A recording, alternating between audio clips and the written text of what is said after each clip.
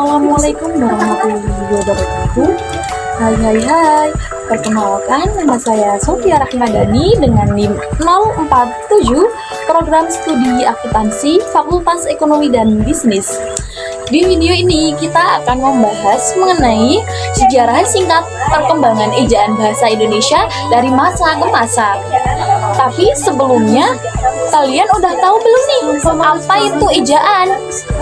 Menurut KBBI, ejaan adalah kaidah cara menggambarkan bunyi-bunyi baik itu kata, kalimat, dan lainnya dalam bentuk tulisan ataupun penggunaan tanda baca.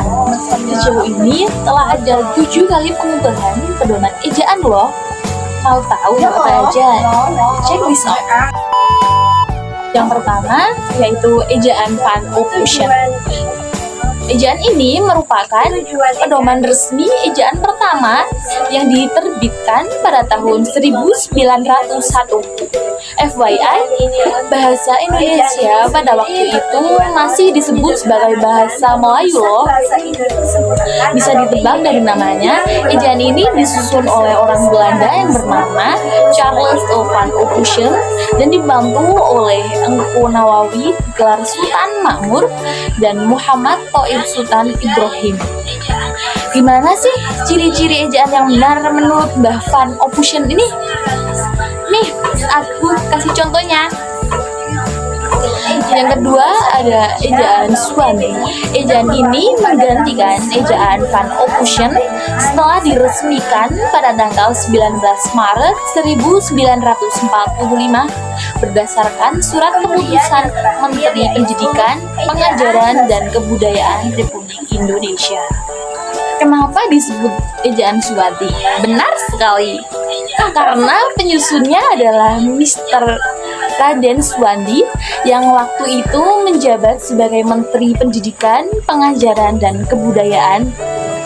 Oh iya, ejaan ini dikenal juga sebagai ejaan Republik loh.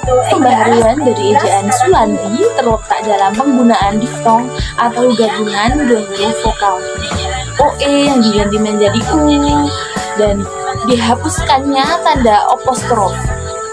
Nah, tanda apostrof ini diganti menjadi huruf K atau tidak dituliskan sama sekali. Contohnya pada gambar berikut ini. Yang ketiga ada ejaan pembaharuan. Melalui Kongres Bahasa Indonesia II di Medan pada tahun 1954, Profesor Muhammad Yamin menyarankan agar ejaan Swandi disempurnakan. Pembaharuan yang disarankan panitia yang diketuai Prijono dan E. Ketopo antara lain membuat standar 1 fenom 1 huruf dan diftong AI, AU, dan OI dieja menjadi AI, AU, dan OI. Selain itu, tanda hubung juga tidak digunakan dalam kata berulang yang memiliki makna tunggal, seperti kupu-kupu dan alun-alun. Tapi ejaan ini tidak jadi diresmikan dalam undang-undang. Yang keempat, ejaan Melindo.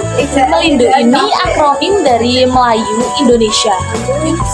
Draft penyusunan ejaan ini disusun pada tahun 1959 atas kerjasama Indonesia dan Persekutuan Tanah Melayu, yang dalam hal ini adalah Malaysia. Perubahan yang diajukan dalam ejaan ini gak jauh beda kok dari ejaan pembaharuan. Ejaan Melindo ini bertujuan untuk menyeragamkan ejaan yang digunakan kedua negara. Secara kan Indonesia dan Melayu bahasanya mirip-mirip gitu. Tapi sayang, ejaan ini pun gagal diresmikan akibat ketegangan politik antara Indonesia dan Malaysia waktu itu. Yang kelima ada ejaan Lembaga Bahasa dan Kesusastraan atau LBK. Ejaan ini bisa dibilang adalah lanjutan dari ejaan Melindo yang tidak jadi itu. Panitianya masih campuran antara Indonesia dan Malaysia dan dibentuk pada tahun 1967. Isinya juga tidak jauh berbeda dari ejaan yang disempurnakan. Hanya ada perbedaan di beberapa kaidahnya saja. Adapun huruf vokal dalam ejaan ini terdiri dari I, E, O, A. Dalam ejaan ini, istilah-istilah asing sudah mulai diserap. Yang keenam, ada ejaan yang disempurnakan atau EYD. Kamu pasti udah kenal sama yang namanya EYD. Ejaan ini berlaku sejak tahun 1972 sampai 2015. Di antara deretan mantan ejaan di atas, EYD ini yang paling awet loh. Ejaan ini juga mengatur secara lengkap tentang kaidah penulisan bahasa Indonesia. Antara lain, tentang unsur bahasa serapan, tanda baca, pemakaian kata, pelafalan huruf E, penggunaan huruf kapital, dan penggunaan cetak miring. Selain itu, huruf F, V, I, X, dan Z yang kental dengan unsur bahasa asing resmi menjadi bagian bahasa Indonesia. Yuk, intip perkembangan ejaan di bawah ini. Ini ada ejaan bahasa Indonesia atau EBI. Berdasarkan Peraturan Menteri Pendidikan dan Kebudayaan Republik Indonesia Nomor 50 Tahun 2015 tentang Pedoman Umum Ejaan Bahasa Indonesia, EBI pun resmi berlaku sebagai ejaan baru bahasa Indonesia.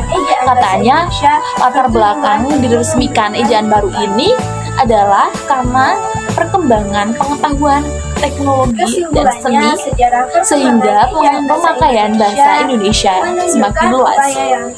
Ejaan ini menyempurnakan EYD, terutama dalam hal penambahan diftong, penggunaan huruf kapital, dan cetak tebal. Rangkumannya ada di gambar berikut. Kesimpulannya, perjalanan panjang ejaan bahasa Indonesia menunjukkan betapa pentingnya bahasa sebagai alat pemersatu bahasa. Dengan memahami sejarah perkembangan ejaan, kita dapat lebih menghargai kekayaan dan dinamika bahasa Indonesia. Dan kalau ada kesalahan dari materi maupun tutur kata yang saya sampaikan, semoga video ini bermanfaat bagi teman-teman semua.